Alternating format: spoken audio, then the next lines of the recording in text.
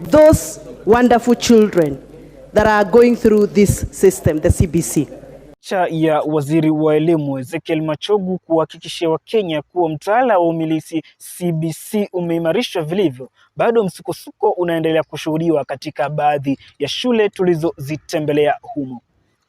Mtaala huu ni mtaala ambao unazingatia sana masuala ya talanta na uvumbuzi.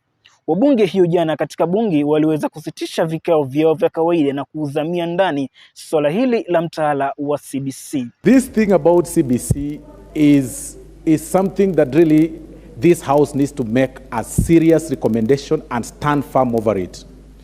I don't think CBC itself is being defeated simply because of teachers.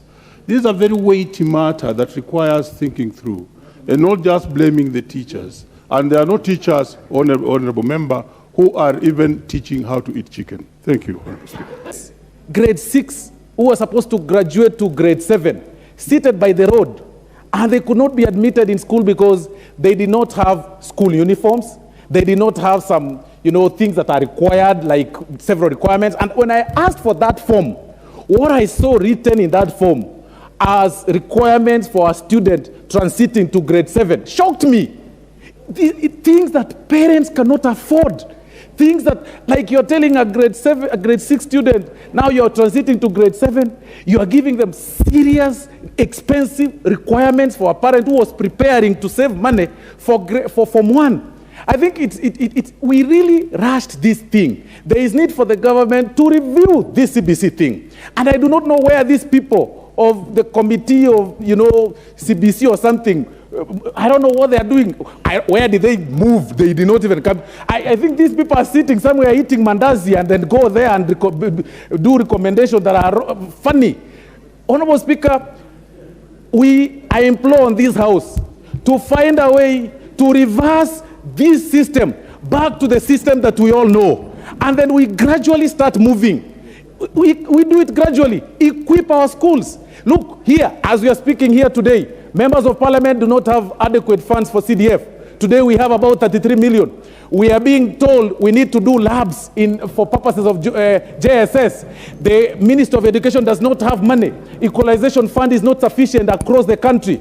And then we are here being told, CBC is important. Let's support it. Let's support it. We are representatives of the people. We are not stupid by going through 844 or 76 or something. We are very sharp people here. Let's revert to the previous system. Let's revert to the 844 so that our students and the rural constituencies can progress. And I think the chair for Education Committee has heard me, and this is very clear. Thank you very much. We are debating the future of the people God has entrusted unto us to shape their future, to give them life and hope. It is unfortunate, Madam Speaker, that in this country, we do not give weight to the Ministry of Planning, whose core business is to plan the economy of this country. In fact, the most lucrative ministries in this country are ministries of health, ministries of agriculture, ministry of water and land, not because we find them worth giving them weight, but because they control a lot of money. Lakini wazazi wanaweza kulalamika kuwa una gharama za juu zaidi kuliko ule mtaala wa 844.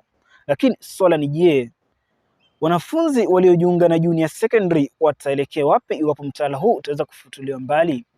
We ignore the critical ministries like Ministry of Planning and Finance. The ministry that is supposed to be giving us economic planning, well contributed and well thought, that is supposed to have advised us on the CBC before implementation. Like one of my colleagues have said, Madam Speaker, I still as a teacher do not understand why we had to go the million kilometers rush to implementing CBC. I do not know the people who sat in a certain boardroom and decided that they are going to implement CBC, even against the advisory that was given by the then Cabinet Secretary, Madam Amina.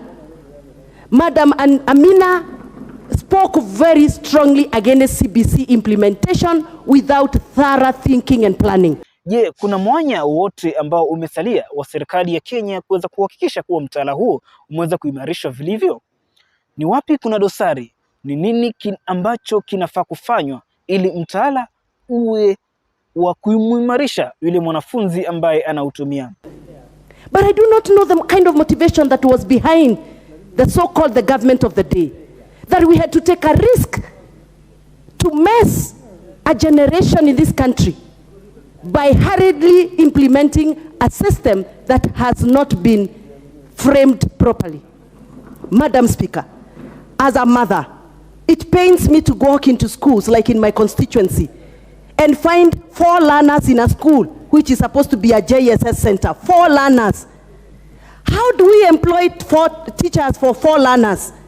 How do we put a laboratory for 4 learners? How do we buy equipment in the laboratory for 4 learners? Where are economic planners that are supposed to be advising the governments of the day? What are they doing, and why do we pay them a salary in those offices that they sit? Madam Speaker, it is sad that we are politicizing the life of a generation of this country. We must come fresh and real to what we are doing. It is time we asked ourselves whether we are doing justice to the seats that we've been given by the people of Kenya. They have elected us so that we can advocate for the rights of their children. Most of these parents do not have a voice. We have a voice. Most of these teachers we are talking about and joking around here in Parliament, because I can see a joke here, they have no voice. We have a voice. We must stop politicizing CBC and become the parents God has made us to be. We must become the leaders that have been elected honorably to stand in the gap and save a generation. How many children are at home right now because they cannot afford uniform for JSS? How many children are at home right now because they cannot afford a desk? Madam Speaker, shockingly, these are the same children, runners who are in primary school. They had a desk, but just because they have graduated to JSS, they are being forced to buy a fresh and a new desk. For what purpose, Madam Speaker? It is us that God has entrusted us to do it. It is us the whole country is looking upon.